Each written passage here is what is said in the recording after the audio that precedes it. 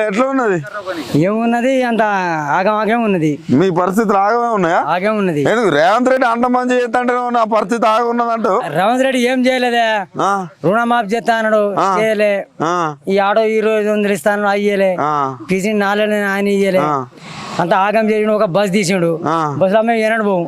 మేము మొత్తం పోతామంట. అమ్మకు 6000 మిగులుతానేటగా. రైతులు ముంచుండుగా. మీరు రేవంత్ రెడ్డి సొమ్ము తిని అబద్ధం ఆడతానట్టుర్రే. 10 పైసలు తినలే.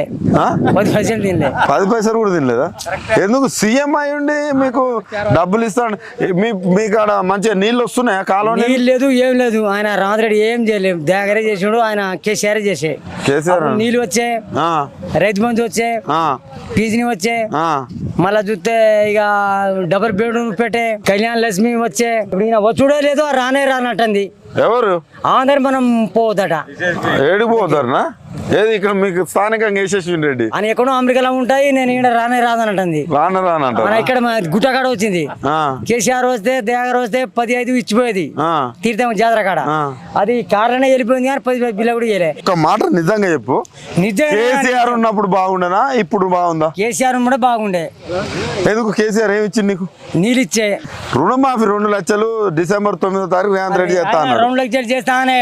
ఆడోళ్ళు 2500 చెప్పే, పీజీ 4 చెప్పే, 2 లక్షలు మాఫీ అనే, 500 బోనస్ అనే, అన్ని బాయ్. అన్ని పోయినా? మరి ఎట్లా అంటావు ఇప్పుడు?